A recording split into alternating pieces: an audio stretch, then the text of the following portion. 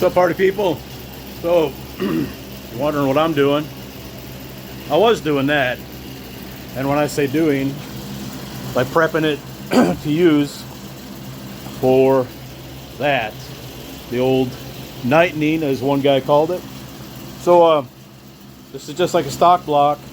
Just gonna put that crank, stock crank, these pistons, stock pistons, stock rods. They do have ARP bolts in them. All of this stuff was in Vincent's car, and if you remember, it would vibrate above 4,000 RPM. Pulled it back out, took it apart, and found some of the bearings were they weren't tight, but the mains were at the end of the oil thing had copper showing. I think it got hot more than that it was tight clearances. So I was going to use it with a different crank, and then I saw some old scratches down here. It kind of got me scared off. I ran a hone through it, the dingle ball hone. I can still feel it, and I didn't like that. So then I thought, well, I have another block I could use. So I started digging around for it, and then I remembered that's the block I had slated to go replace the block with the 331. So I had that all ready to go get bored and all that. So I could have used it because it would need to be bored. This block, I would prefer to bore it. And I remember, but like I said, I remember to have this. This is a 306 I had built quite a while ago when I had the Cobra. You remember the white Cobra?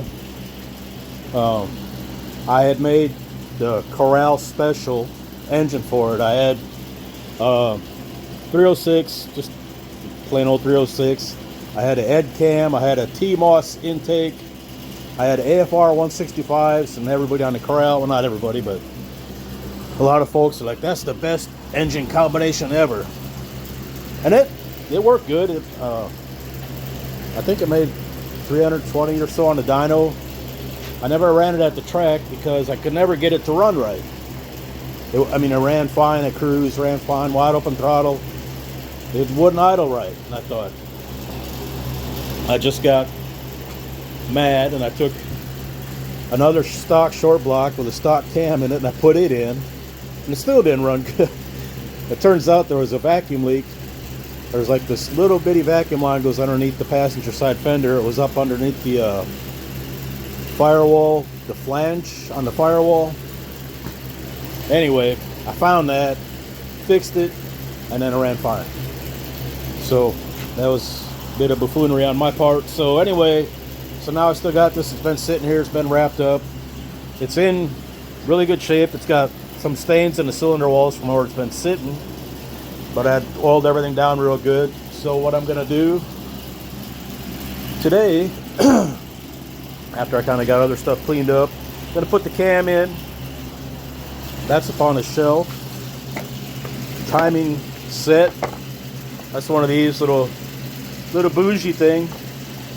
Since they're not horribly expensive, they're like 140, and yeah, I know you can get a double roller timing set at Summit for 35 or 40 bucks, but those are not real good. And oof, let me try to get this off here. Sometimes it's a pain to have a lot of garbage, but anyway, so these timing sets are made in Australia. And the chains have a really good reputation for lasting. The other ones tend to wear out pretty quick. So I went ahead and got one. Plus, I think the cam they sent me is a billet. This is the specs. Now granted, this is going in a pickup. When you're looking at a box too, those numbers up here, 3005 and then 13133, those are the lobe numbers. So if you go to Comp's website, you can look up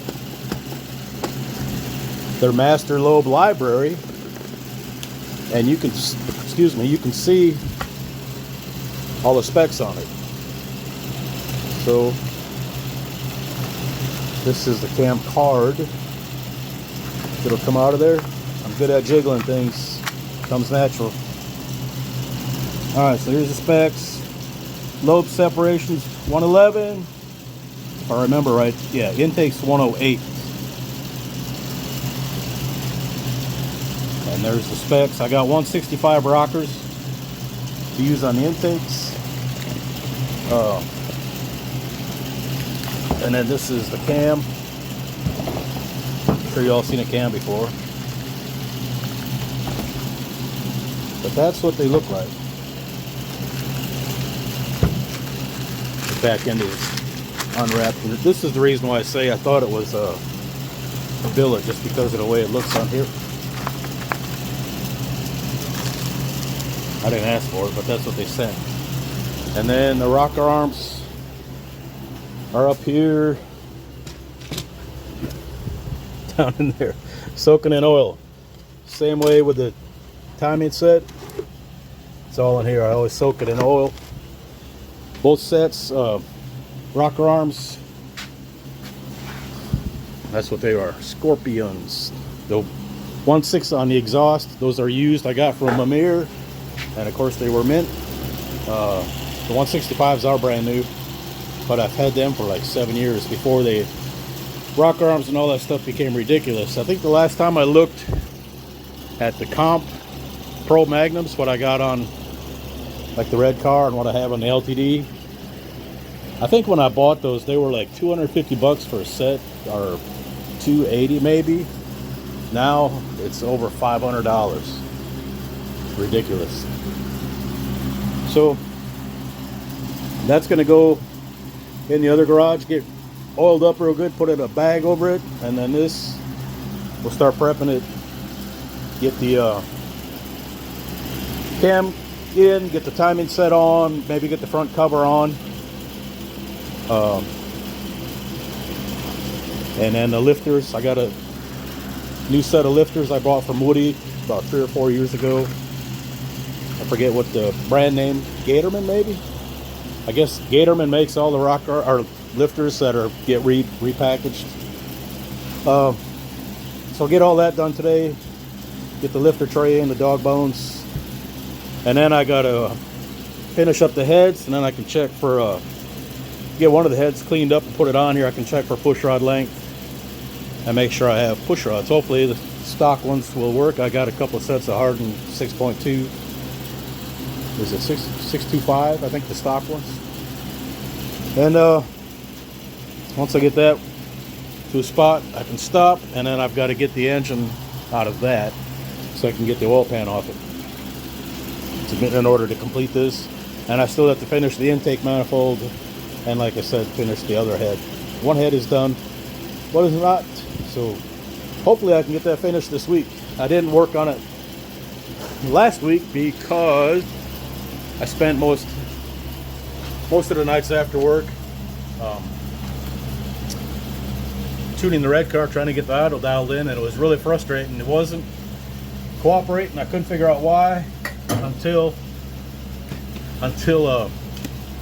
it completely died. Then I realized that my fuel pump was failing, and that's why the wouldn't idle really good, because it didn't have the right pressure, you know, from 1 minute to the next. Of course, I couldn't hear that the fuel, normally you can hear when the fuel pump is dying, it starts kind of growling. This wasn't doing anything. It was not that the red car is real loud on the inside, especially with the the ultra flows and the tailpipes, but it was just acting up, you know.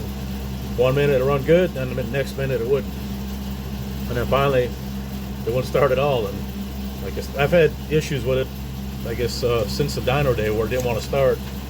Now I know why. It was going out. It was just kind of hanging on for dear life. So I ordered a new oh crap, you know, like a 310 liter Walbro. That one that's in there, I put in there before I went to Korea in 2005, so it's hung in there a pretty good long time. If I get another one and it lasts that long, I'll be happy. So that's where it's at. Once I get this engine out of the truck, I can finish up the engine here and then start prepping it to put it back in. Put the other engine in and see how it runs. Hopefully the EFI cooperates and I'm able to tune it. Kind of wish this was a manual truck and it had a carburetor on it, because that would be a lot easier. That's the main reason to stay in EFI on this, is I need something to run the transmission. If I can keep it speed density, that doesn't open up a lot of, it kind of restricts me a little bit, or restricted me I should say, on the cam. But you go bigger on the cam to a certain point, you're only making more power above like 4,500 RPM, and you're sacrificing low RPM power. So it's going to spend most of its time 3,500 RPM and below. So I ain't sweating trading off 30 horsepower at the top if I'm going to lose it at the bottom. So with the big tires and the 355 gears, better off to make the torque on the low end. Anyway, that's about the end of it. I'll wrap this up and get her put it up on the YouTube. Appreciate y'all. Later. Hi. I forgot to show you the engine a little closer up, detail of the pistons and the bottom end. And in case you're wondering, yes, it is hot here. It was 92 earlier. Then we had a nice little sunshine humidity up. All right, so here, these are probe. You get that glare off there. 2482F, 30 over. It's got the dual valve reliefs, so it can run a twisted wedge or the inline. Nothing fancy up here. It's all basic boring stuff. Down here, I've been spraying oil on the piston fins with my squirt can, and trying to get oil in between here. So they're stock rods, ARP bolts. It has been balanced. I forgot about that. And I did clean up some of the stuff on the crank when I was at the gun range where I used to work. Took some of the casting off, smoothed it up a little bit, and it does have the bolts in here, so I can take the windage tray off the engine that was in the trooper car, put that on here just because. Give her out another topic to harp about. I know he's going to be crowing already about his poor old van with a Mosquito Smoker 2000 and a 302, and I got a 306, blah blah blah blah. But he's going to have 456s, special converter, slicks or drag radials, a race crank pulley. That's right there. Is just, and he's going to have a carburetor, so it shouldn't even be a contest. And all I got's this: stock converter, street tires, 355 gears, and I ain't even got no underdrive stuff. And but I got a 306. Whew, that's 4 more cubic inches. That's at least 5 more horsepower or something. So anyway, that's how it looks. It turns over good. I pulled off the back main bearing to look at it, because that's like at the end of the oil stream. See how that was, and it was nice and shiny. No issues, no copper showing. Torqued it back down. I do got to put a sleeve on it before I put the main seal in, and I got to remember to take that out, otherwise it ain't gonna fit. So that's where it's at. We'll get this going, get it together, and then we'll show you more when that happens. All right, appreciate y'all again. Later.